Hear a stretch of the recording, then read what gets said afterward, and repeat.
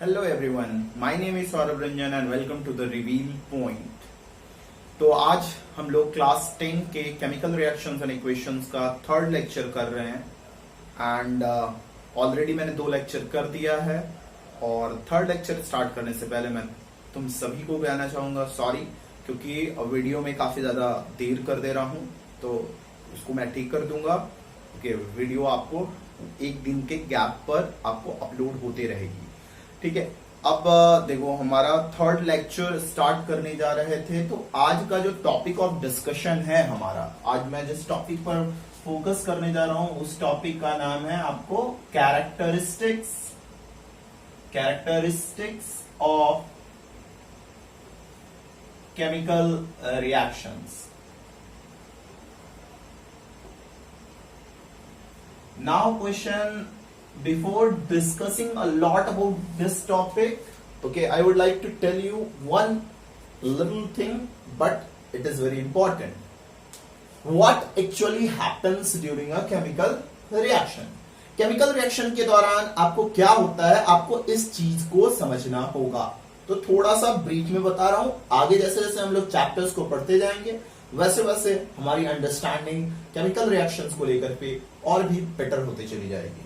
तो देखो, एक्चुअली क्या होता है कि केमिकल रिएक्शंस के दौरान जो भी रिएक्टेंट्स हैं, है ना, ऑब्वियस सा बात है कि वो रिएक्टेंट्स जो हैं बने हुए हैं अलग अलग एटम्स एंड मॉलिक्यूल्स से। अब ये जो एटम्स एंड मॉलिक्यूल्स हैं, ओके, रिएक्टेंट्स के, इसमें ऑलरेडी बॉन्ड एग्जिस्ट कर रहा है, ओके, तो कॉल इट एग्जिस्टिंग बॉन्ड। तो ये जो एग्जिस्टिंग बॉन्ड है, सबसे पहले ये जो हमारा एग्जिस्टिंग बॉन्ड है, ओके, रिएक्टेंट्स में जो एटम्स एंड मॉलिक्यूल्स हैं उनके बीच का, सबसे पहले ये क्या होगा, it will break down. Okay, सबसे पहले ये टूट जाएगा। अब देखो, ये टूट गया। अब टूटने के बाद क्या होता है, टूटने के बाद आपको फिर से जो है एटम्स जो है, ओके, क्या होगा, they will arrange themselves. Okay, they will arrange themselves, कहने का मतलब एक नई अरेंजमेंट होगी।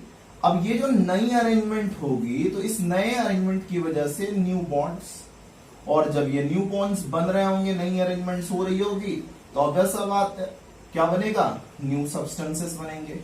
और ये जो न्यू सब्सटेंसेस बनेंगे, इनकी प्रॉपर्टीज भी क्या होगी, न्यू ही होगी। और इसी को हम लोग क्या कहते हैं, this is only called what, इसी को तो हम लोग कहते हैं प्रोडक्ट्स, ठीक है। तो आपको ये चीज ध्यान में रखनी है। अब आपका कुछ बच्चों का क्वेश्चन होगा, जो लोग बच्चे 9th में ध्यान में से नहीं पढ़े हैं, ओके, उन लोगों का क्वेश्चन होगा कि सर बॉन्ड क्या होता है, व्हाट इज बॉन्ड। ओके, अब जैसे देखो, तुम्हारा और हमारा भी बॉन्ड है, ओके, कौन सा बॉन्ड है, तो we have a bond of teacher and student. Okay, तो बॉन्ड क्या है, तो bond is basically a force of attraction that holds atoms ions together within a substance. Okay, जो एटम्स और आयंस को एक साथ किसी चीज के अंदर सही तरीके से मतलब जोड़े रखता है। ओके, तो अब देखो, बॉन्ड के बारे में यदि तुम्हें ज्यादा डिटेल में जानना है, ओके, तो यू कैन व्हाट कमेंट में आप लिख दो कि sir please make a video on the bonds, तो मैं उस पर भी वीडियो बनाऊंगा ही, ओके, यदि आपका कमेंट आया तो फिलहाल अभी हम आगे बढ़ते हैं। देखो, कैरेक्टरिस्टिक्स ऑफ केमिकल रिएक्शंस, ये हमारा आज का टॉपिक था। तो टोटल जो हमें पढ़ना है, ओके, सिलेबस के अनुसार, वो है 5 कैरेक्टरिस्टिक्स के बारे में पढ़ना है।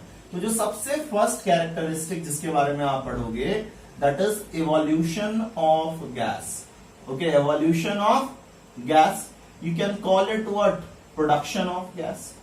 And the second point that you have to study is what, formation of precipitate. आपको पढ़ना है किस चीज के बारे में, precipitate के फॉर्मेशन के बारे में। अब अगला जो है थर्ड कैरेक्टरिस्टिक, वो है हमारा change in colour. And next आपको हो जा रहा चेंज इन टेम्परेचर। उसके बाद हम सबसे आखिरी पढ़ेंगे change in physical state. Physical state. तो ये 5 कैरेक्टरिस्टिक्स हमें पढ़ना है।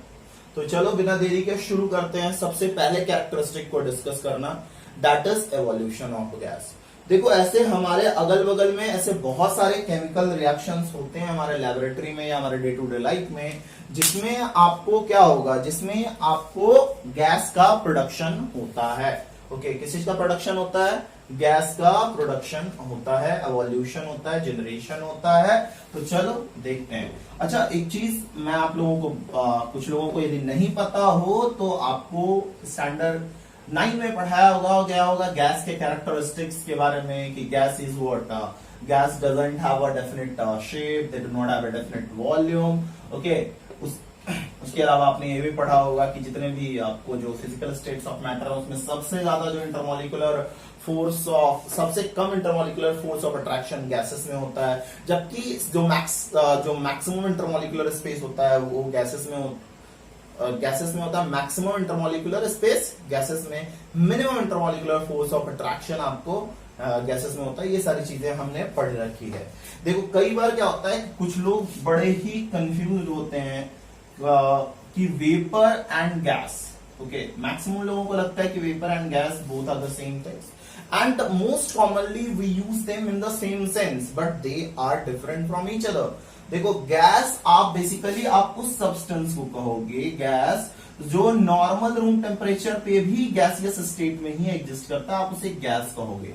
जैसे हाइड्रोजन H2, ओके, वो गैस है, नाइट्रोजन गैस है, ऑक्सीजन गैस है, बट आप वाटर के गैसियस फॉर्म को आप गैस नहीं कह सकते हो, आप उसे वेपर कहोगे। ओके, तो बेसिकली क्या है वेपर? क्या है vapour? Is the gaseous form, it is the gaseous form of a liquid.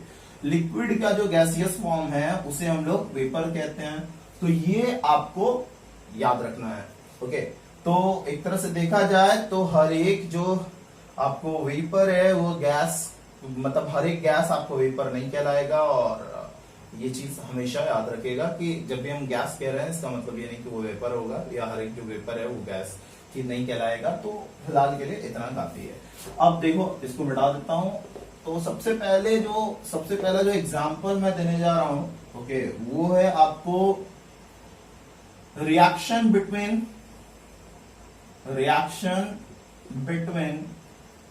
Zinc and dilute sulphuric acid. या फिर आप इस रिएक्शन को आप कर सकते हैं दूसरे तरीके से भी। You can also do it with what, you can also do this reaction of zinc with dilute hydrochloric acid. आप हाइड्रोक्लोरिक एसिड के साथ भी कर सकते हैं। यहां पर मैं तुम्हें बता दूं कि लेबोरेटरी में जो जिंक है, ओके, बेसिकली लेबोरेटरी में जो आपका जो जिंक है वो आपको किस फॉर्म में मिलता है? दाने के फॉर्म में। It means it is found in the form of granules. Okay, और उसके अलावा ये आपको किस कलर का मेटल है? तो ये भी आपको सिल्वरी व्हाइट कलर का होता है। ओके, मैक्सिमम जो मेटल्स हैं इसी कलर के होते हैं।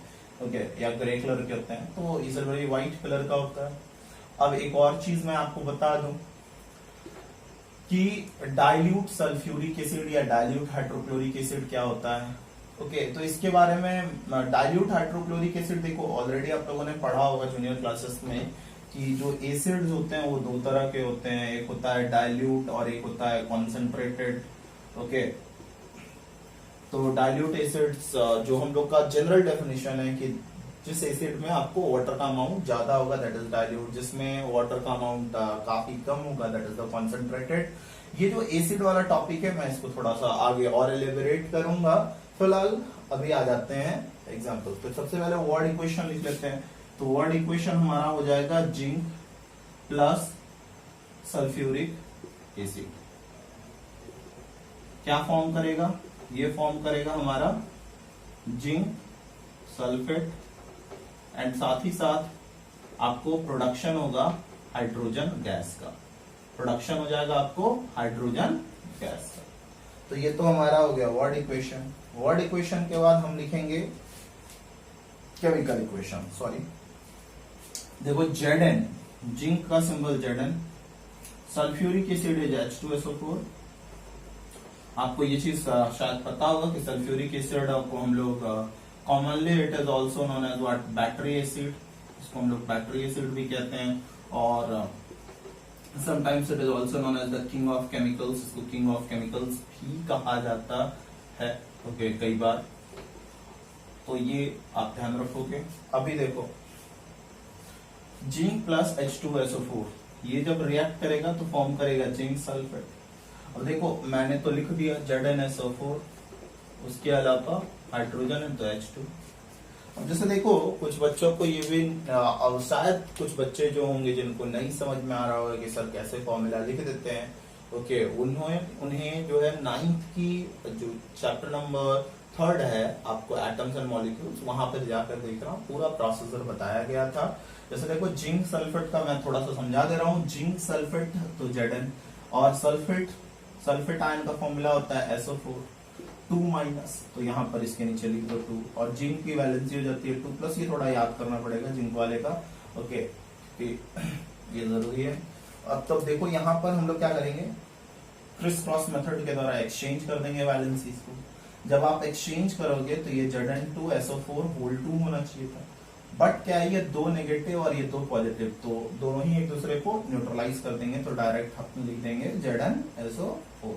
तो ये हो गया हमारा जिंक सल्फेट। अब चलो इक्वेशन तो लिख दिया, हम इसे थोड़ा सा मेकअप भी कर देते हैं। इसका मेकअप मतलब हम इसको थोड़ा इंफॉर्मेटिव बना देते हैं।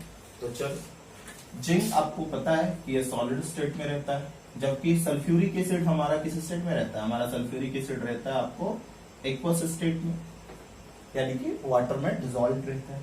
और हमारा जो जिंक सल्फेट है वो भी आपको सोल्यूशन, एक वाटर में डिसॉल्व सोल्यूशन के फॉर्म में रहेगा, एक्वस होगा। और जो हमारा हाइड्रोजन है, ओके, ये आपको किस फॉर्म में मिलेगा, ये आपको गैस के फॉर्म में मिलेगा। तो आप इसको स्मॉल g से भी रिप्रेजेंट कर सकते हो या अपवर्ड एरो से भी रिप्रेजेंट कर सकते हो, ऑलरेडी मैंने बता रखा है आपको। तो ये तो था हमारा रिएक्शन, तो हमने केमिकल इक्वेशन लिख दिया। अब देख लो कि क्या ये बैलेंस्ड है या नहीं है। तो यहाँ पर देखो Zn1 है, यहाँ पर Zn1 है, यहाँ पर देखो हाइड्रोजन 2 है, यहाँ पर हाइड्रोजन 2 है, उसके अलावा यहाँ सल्फर देखो 1 है, यहाँ पर सल्फर 1 है, ऑक्सीजन 4 है, ऑक्सीजन 4 है। तो ये इक्वेशन बैलेंस्ड है, तो इसे हमें बैलेंस करने की जरूरत नहीं है, ये law of conservation of mass को सेटिस्फाई कर रहा है। अब है एक क्वेश्चन कि सर हम लोग कैसे फाइंड आउट करेंगे कि ये जो गैस इवॉल्व हुआ है ये हाइड्रोजन गैस ही है। It means how can you test evolution of H2। आप हाइड्रोजन गैस के एवोल्यूशन को कैसे टेस्ट कर सकते हो। तो सिंपल है, ओके, कि आप करना क्या होगा कि एक जो बर्निंग कैंडल है या स्प्लिंटर है, ओके, आप उसको क्या करोगे, गैस के पास लाओगे, and if the gas burns with the pop sound, okay, और popping sound, then we will say that the gas evolved is what, hydrogen gas. तो याद रखना बच्चों कि जब भी आपसे पूछा जाए कि how can we test the production of hydrogen gas, you will say that we will bring a burning splinter, a burning candle near the container, okay, through which the gas is coming out, and if the gas burns with a pop sound, okay, then it is what, it is hydrogen gas। याद रखना। और मैंने आपको perhaps lecture number 2 में मैंने बताया था कि सबसे जो हाईएस्ट कैलोरीफिक वैल्यू होती है वो हाइड्रोजन की होती है, ओके, और ये स्लाइटली आपको जो है एक्सप्लोसिव नेचर का होता है, ठीक है। तो ये बात आप ध्यान रखोगे। तो ये चीजें हो गई। अब है reaction between dilute hydrochloric acid and zinc, okay. तो यहां पर देखो, इस बार मैं डायरेक्ट लिख दे रहा हूं किसको, वर्ड इक्वेशन को ही लिख दे रहा हूं। जिंक का सिंबल हो जा रहा है Zn, और जो हमारा हाइड्रोक्लोरिक एसिड है दैट इज HCl फॉर्म करेगा, it will form what, it will form zinc chloride. तो जिंक क्लोराइड के लिए हम लोग लिख देंगे ZnCl2, और क्या होगा, हाइड्रोजन गैस। अब जिन बच्चों को फिर से मैं बता दे रहा हूं ZnCl2 कैसे हो गया, तो देखो किसी भी जो कंपाउंड है उसका फॉर्मूला लिखने के लिए जो पहला कंपाउंड में जो पहला एलिमेंट है उसका सिंबल लिखो Zn। फिर दूसरा एलिमेंट क्या है, क्लोराइड है, क्लोराइड यानी कि क्लोरीन, तो यहाँ सिंबल लिख दो Cl। अब देखो जिंक का सिंबल वैलेंसी होता है 2+ और क्लोरीन की होती है 2-, तो इसको क्या कर दो, क्रॉस ओवर कर दो, तो ये क्या हो जाएगा, ये हो जाएगा हमारा Zn। सॉरी, क्लोरीन का वैलेंसी 1 होता है, सॉरी गाइस, ओके, क्लोरीन का सिंबल 1-, तो Zn Cl 2 क्रॉस ओवर कर दोगे तो इस तरह से आपका जिंक क्लोराइड। अब इसको थोड़ा सा मेकअप कर लेते हैं। ओके, जिंक हमारा क्या है, सॉलिड स्टेट में, सॉलिड लिख दिए, और हमारा जो HCl है वो है हमारा एक्वस स्टेट में, तो हम लिख दिए AQ। और फिर देखो हमारा जो ZnCl2 है ये भी आपको एक्वस फॉर्म में लिख दिया, और हाइड्रोजन गैस इवॉल्व कर जाएगा, तो इसको आप बड़ा एरो से शो कर दिए। तो ये आपको कुछ एग्जांपल्स हो गए। अब और भी एग्जांपल्स मैं दूंगा। ओके, फिलहाल के लिए अभी ये 2 एग्जांपल्स। अब देखो ये वाला जो रिएक्शन है आप इसको लेबोरेटरी में कैसे परफॉर्म करेंगे, तो मैं पहले उसके बारे में बता देता हूं, फिर आगे बातचीत करेंगे। तो इसको मिटाता हूं मैं। और देखो यहाँ पर हाइड्रोजन गैस का एवोल्यूशन टेस्ट करना होगा, तो बर्निंग स्प्लिंटर या बर्निंग कैंडल लाओ। ये देखो टॉप साउंड के तरह चल गया, तो हाइड्रोजन गैस है। चलो अब देखना है कि इस रिएक्शन को हम लोग लेबोरेटरी में कैसे करेंगे, किन किन चीजों की हमें जरूरत होगी। ओके, तो चलो देखो सबसे पहले तो आपको चाहिए होगा, ऑब्वियस सा बात है, जिंक के ग्रेनुअल्स चाहिए होंगे, जिंक ग्रेनुअल्स चाहिए होगा। उसके अलावा डाइल्यूट H2SO4 चाहिए होगा या डाइल्यूट HCl चाहिए होगा। उसके अलावा हमें जरूरत पड़ेगी किस चीज की, we will need a conical flask. आपको कॉनिकल फ्लास्क की भी जरूरत पड़ेगी, ठीक है। उसके अलावा यदि आप चाहें तो आपको एक कॉर्क की जरूरत पड़ेगी, और आपको एक ग्लास डिलीवरी ट्यूब की भी जरूरत पड़ सकती है।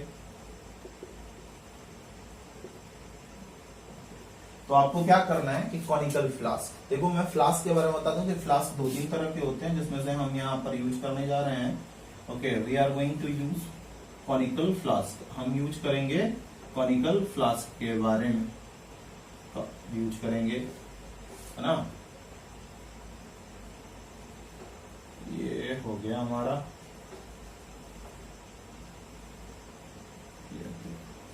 ये हो गई हमारी कॉनिकल फ्लास्क, ठीक है।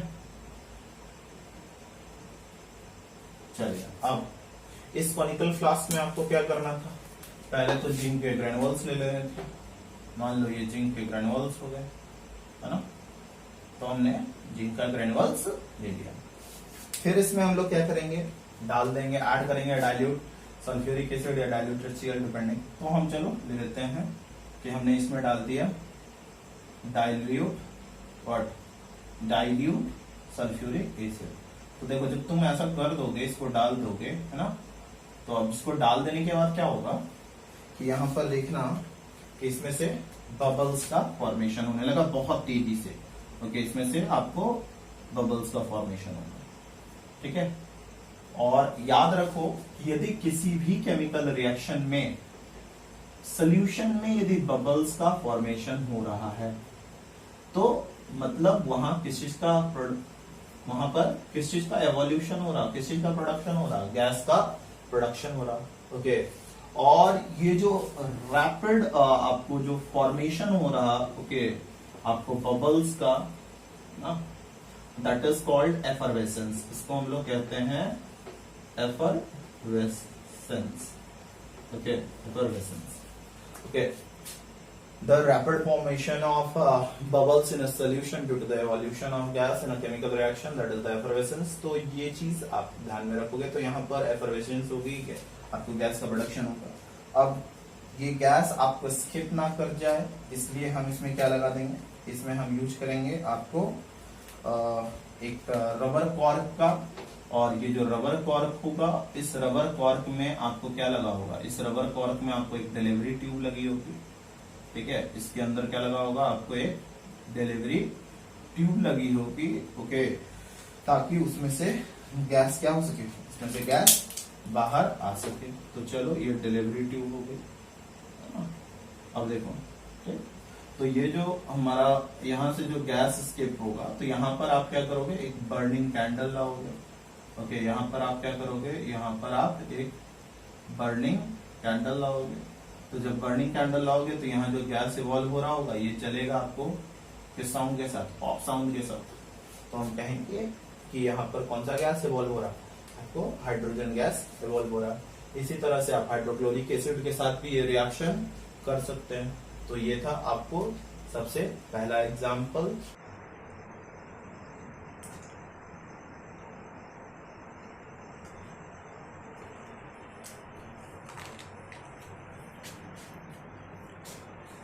तो देखो हम लोग ऑलरेडी जो है एवोल्यूशन ऑफ गैस में हम लोगों ने पहले एग्जाम्पल को स्टडी कर लिया था। वीडियो कुछ बीच में आपको रुक गई होगी, तो सॉरी फॉर दैट। ओके, हम लोग अब सेकेंड एग्जाम्पल ले लेते हैं कैरेक्टरिस्टिक्स ऑफ केमिकल रिएक्शंस का। एग्जाम्पल नंबर 2 में हम लोग ले रहे हैं रिएक्शन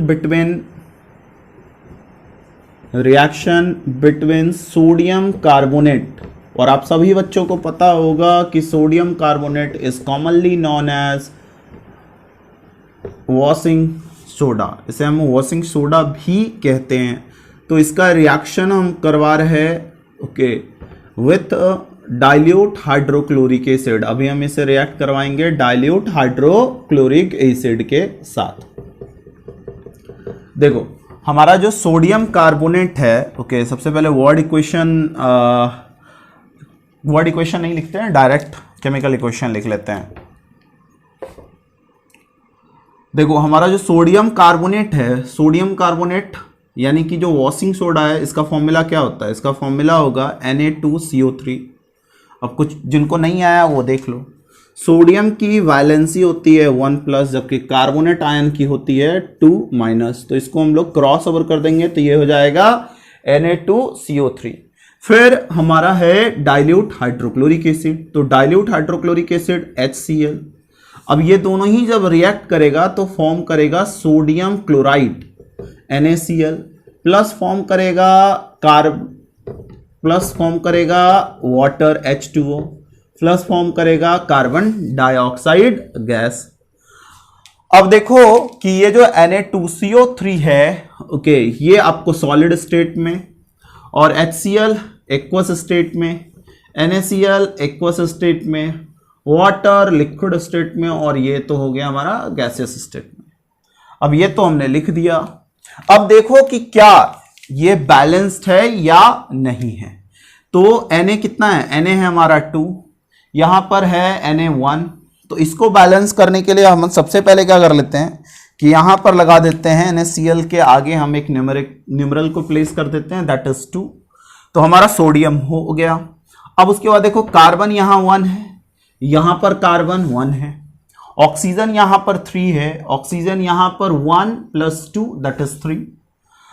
हाइड्रोजन यहां पर 1 है और हाइड्रोजन यहां पर 2 है, तो इसको बैलेंस करने के लिए अपने यहां पर 2 लगा देते हैं, तो हाइड्रोजन हो गया बैलेंस्ड। फिर देखो कि क्लोरीन यहां पर कितना हो जा रहा, क्लोरीन हो जा रहा 2, यहां पर क्लोरीन कितना हो जा रहा, क्लोरीन हो जा रहा 2, तो यहां पर तो ऑलरेडी है ही 2, तो ये क्या हो गया, ये हो गया बैलेंस्ड केमिकल इक्वेशन। तो this is the balanced chemical equation of sodium carbonate with dilute hydrochloric acid. और इस रिएक्शन की कैरेक्टरिस्टिक क्या है कि यहां पर एवोल्यूशन हो रहा आपको कार्बन डाइऑक्साइड का। तो अब क्वेश्चन उठता है, how can we test the evolution of, okay, test evolution of carbon dioxide. Okay, carbon dioxide के एवोल्यूशन का टेस्ट कैसे करें। तो देखो इसके एवोल्यूशन के टेस्ट को समझने से पहले आपको कुछ दूसरी चीजें समझ लेनी पड़ेगी। सबसे पहली जो चीज समझनी है आपको वो है कि कैल्शियम का ऑक्साइड क्या होता है। देखो कैल्शियम ऑक्साइड, देखो कैल्शियम ऑक्साइड का फॉर्मूला हो जाता है, देखो कैल्शियम का सिंबल होता है Ca, ऑक्सीजन का 2, ये पता है। कैल्शियम का जो वैलेंसी होगा वो 2+, ऑक्सीजन की कितनी होती है 2-। इसको क्रॉस ओवर कर देंगे, क्या हो जाएगा कैल्शियम ऑक्साइड का फॉर्मूला CaO+। इसको हमको रिएक्ट करवाना है किसके साथ? वाटर के साथ। वाटर मतलब H2O, जिसका केमिकल नेम होता है हाइड्रोजन ऑक्साइड, बता चुके हैं आपको। अब ये जब रिएक्ट करवाएंगे तो यहां पर प्रोडक्ट फॉर्म हो जाता है calcium hydroxide, CaOH2। This is calcium hydroxide, लिख लिया हमने। अब इसको क्या करना है कि हमें पहले इसका मेकअप करना है, तो कर देते हैं। ये CaO है, ये सॉलिड स्टेट में, H2O लिक्विड स्टेट में, ये CaOH2 आपको सॉरी ये होगा आपको एक्वस स्टेट में, तो एक क्यू लिख दिया, एक्वस सॉल्यूशन के फॉर्म में रहेगा तो एक क्यू। अब देखो यहां ये जो कैल्शियम ऑक्साइड है इसका दो कॉमन नेम भी है। एक कॉमन नेम आप इसको क्विकलाइम कहते हैं या इसको सिंपली हम लोग लाइम कहते हैं। इसका जो हिंदी नेम है दैट इज चूना, ओके है ना। और ये व्हाइट कलर का होता है, ये भी आपको पता है। चलिए अब आ जाते हैं कैल्शियम हाइड्रोक्साइड पे। देखिए कैल्शियम हाइड्रोक्साइड का भी दो कॉमन नेम, एक हो गया स्लिक्ड लाइम, ठीक है, दूसरा हो जाता है इसका लाइम वाटर। इसको हिंदी में हम लोग कहते हैं चूना पानी, ठीक है। तो ये हो गया। अब देखो अब सवाल उठता है कि सर ये क्यों लिख रहे हैं, हमें तो evolution of carbon dioxide check करना था। तो देखो एवोल्यूशन ऑफ कार्बन डाइऑक्साइड में हमें जरूरत पड़ जाती है किसकी? हमें जरूरत पड़ेगी कैल्शियम हाइड्रोक्साइड की, तो इसलिए मैंने सबसे पहले उसका फॉर्मेशन शो किया आपको। अब देखो क्या करना है कि ये जो कैल्शियम हाइड्रोक्साइड है, मतलब ये जो CaOH2 का जो एक्वस सॉल्यूशन है, ओके, ये जो आपको क्लियर एक्वस सॉल्यूशन है, आपको इसमें से आपको क्या करना है कि जिस गैस का टेस्ट करना है कि वो कार्बन डाइऑक्साइड है या नहीं, उसको पास करवाना है उस गैस को। तो अभी लिख दे रहे कार्बन डाइऑक्साइड गैस को पास करवाया हमने। जब पास करवाओगे तो देखोगे कि सॉल्यूशन का कलर क्लियर से कैसा हो गया? सॉल्यूशन का कलर क्लियर से हो जा रहा है मिल्की व्हाइट कलर का हो जा रहा है। और ये जो मिल्की व्हाइट हो रहा है that is due to the formation of white precipitate, that is due to the formation of white precipitate. Precipitate को शॉर्ट में हम लोग लिखते हैं PPT, ठीक है। तो ये जो व्हाइट प्रेसिपिटेट फॉर्म हो रहा है that is of calcium carbonate, CaCO3, ये सॉलिड स्टेट में, और प्लस क्या मिलेगा? Water liquid. अब देखिए, अब जिन बच्चों को नहीं समझ में आया कि कैल्शियम कार्बोनेट कैसे, देखो कैल्शियम का वैलेंसी 2+, कार्बोनेट आयन का कितना हो जाता है 2- क्रॉस ओवर कर दो, क्या हो जाएगा? CaCO3। तो यहां पर जब तुम कार्बन डाइऑक्साइड को पास करवाओगे किस चीज से? स्लेक्ड लाइम से, यानी कि लाइम वाटर से, तो जो सोल्यूशन का जो कलर है वो क्लियर से क्या हो जाएगा? Milky white, that is due to the formation of white precipitate of calcium carbonate. देखो प्रेसिपिटेट हम लोग डिस्कस करेंगे आगे, ठीक है, फॉर्मेशन ऑफ प्रेसिपिटेट में डिटेल में। फिलहाल के लिए प्रेसिपिटेट एक इनसॉल्युबल सॉलिड होता है जो रिएक्शन में फॉर्म होता है, दैट्स इट, ओके। अब आगे बढ़ो। अब है कि सर क्या होगा यदि हम कार्बन डाइऑक्साइड को पास करवाते ही रह जाएं, मतलब कि आप यदि एक्सेस अमाउंट ऑफ CO2 को पास करवाओगे। तो इसको वाइप करते हैं। देखो यदि तुम एक्सेस अमाउंट ऑफ CO2 को पास करवाओगे तो आपने पढ़ा होगा excess of everything is bad, okay. Sanskrit में अति सर्वत्र वर्जते, कोई भी चीज जरूरत से ज्यादा गड़बड़ा देगी। तो यहां पर जो हमें रिजल्ट चाहिए था वो मिल गया, लेकिन यदि तुम एक्सेस ऑफ CO2 को पास करवाओगे तो एक्सेस ऑफ CO2 को पास करवाओगे तो ये जो CaCO3 फॉर्म हुआ है, ओके, ये क्या हो जाएगा? It will react to form what? It will react to form calcium hydrogen carbonate, CaHCO3(2). अब जिन बच्चों को ये नहीं समझ में आया कैल्शियम हाइड्रोजन कार्बोनेट का फॉर्मूला, देखो यहां पर कैल्शियम का होता है 2+, जबकि हाइड्रोजन कार्बोनेट आयन का होता है 1-, तो क्रॉस ओवर कर दो, खुद पे खुद देख लो, CaHCO3(2) हो जाएगा। अब इसको हम लोग क्या कहते हैं? ये और बेसिकली ये इसका नाम हो जा रहा, this is calcium hydrogen carbonate, या इसी को हम लोग कहते हैं कैल्शियम बाय कार्बोनेट। याद रखना, कैल्शियम हाइड्रोजन कार्बोनेट या कैल्शियम बाय कार्बोनेट। और देखो कार्बोनेट आयन और बाइकार्बोनेट आयन का फॉर्मूला याद रखना, कार्बोनेट आयन का फॉर्मूला होता है CO3 2-, बहुत जरूरी है और काफी जगहों पर हम लोग यूज करेंगे। और हाइड्रोजन कार्बोनेट का फॉर्मूला होता है HCO3 1-, ये 2-, दिस इज 1-, तो याद रखिएगा। और हाँ, हाइड्रोक्साइड आयन का फॉर्मूला पता होना चाहिए, OH- होता है, ठीक है। तो ये सारी चीजें, तो ये जो बेसिकली देखो, ये जो है आपको, ये जो कैल्शियम आप देख रहे हो, कैल्शियम कार्बोनेट, ये आपको इनसॉल्युबल होता है वाटर में, this is insoluble in water, okay, this is insoluble. May be आपको देखने में थोड़ी दिक्कत हो रही है, लेकिन आप सुन सकते हो कि that is calcium carbonate, this calcium carbonate is insoluble while this one is what, soluble in water, okay, तो ये वाटर में क्या हो जाएगा, डिसॉल्व हो जाएगा। तो जो पहले जो मिल्की व्हाइट कलर था, सोल्यूशन का कलर कैसा था, मिल्की व्हाइट, ये मिल्की व्हाइट से फिर से क्या हो जाएगा, क्लियर सोल्यूशन का फॉर्मेशन हो जाएगा, ओके, ठीक है। तो याद रखिएगा। तो ये थे 2 एग्जांपल्स आपको मैंने पढ़ा दिया, फॉर्मेशन ऑफ व्हाट, गैस या evolution of gas during a chemical reaction. ये 2 एग्जांपल्स थे और ये काफी इंपॉर्टेंट है, ध्यान रखिएगा। अच्छा, एक और छोटी सी चीज आप याद रखना कि ये जो रिएक्शन मैंने लिखवा है, इसमें सोडियम कार्बोनेट, ओके, जब रिएक्ट कर रहा है एसिड के साथ तो फॉर्म कर रहा, सॉल्ट फॉर्म कर रहा, वाटर फॉर्म कर रहा, कार्बन डाइऑक्साइड। तो एक जनरल चीज है, वो याद रखना, ओके, काम देगा आप सभी को, और हम लोग के लिए भी बार बार रिपीट करेंगे तो वो हमारे लिए ज्यादा बेटर रहेगा। देखो, कोई भी जो कार्बोनेट होता है, कोई भी जो मेटल कार्बोनेट होता है, एम कार्बोनेट, या फिर कोई भी जो मेटल बाई कार्बोनेट होता है, ये जब भी किसी एसिड के साथ रिएक्ट करता है, ओके, तो ये क्या फॉर्म करता है, ये फॉर्म करेगा आपको मेटालिक सॉल्ट फॉर्म करेगा, साथ ही साथ वाटर फॉर्म करेगा, और वाटर के साथ ये फॉर्म करता है कार्बन डाइऑक्साइड। तो ये एक जनरलाइजेशन कर दिया है, और ये जनरल होता भी है, आगे हम लोग पढ़ेंगे भी, तो याद रखना, ठीक है। ये सारी चीजें हो गई। अब देखो, मैंने बोला था कि एसिड के बारे में भी डिस्कस करूंगा, तो सॉरी गाइस, इस वीडियो में नहीं डिस्कस करते हैं, क्योंकि फिर ये वीडियो आपको जो है फिर से 50 मिनट की हो जाएगी, तो दैट इज लिटिल बिट लेंदी हो जाता है। तो हम लोग अगला, यानी कि जो लेक्चर नंबर 4 है, हम लोग लेक्चर नंबर 4 में डिस्कस करेंगे एसिड्स के बारे में, और बाकी जो फॉर्मेशन ऑफ प्रेसिपिटेट है, या फिर जो है हमारा चेंज इन कलर है, इन सारी चीजों के बारे में हम लोग अगले वीडियो में डिस्कस करेंगे, ओके, एक्सक्यूज मी। तो ये सारी चीजें हम लोगों ने कर ली है ना। तो बस आज की क्लास के लिए इतना काफी है, आज के इस लेक्चर में, ठीक है। आप लोग याद रखो, और एक सजेशन होगी आप लोगों के लिए कि जो भी बच्चे 9th में एटम्स एंड मॉलिक्यूल्स को और स्ट्रक्चर ऑफ एटम को थोड़ा कम पढ़े हैं, प्लीज आइए उस चीज को रिवाइज कीजिए। और स्पेशली जो एटम्स एंड मॉलिक्यूल्स है, ओके, वो काफी इंपॉर्टेंट है, तो वो हमेशा उसको रिवाइज करते रहिए। वो आपको सिर्फ 10 में ही नहीं काम आएगा, आपको 11 के भी जो शुरुआत के जो चैप्टर्स होते हैं, आप उसमें भी वो हेल्पफुल होता है।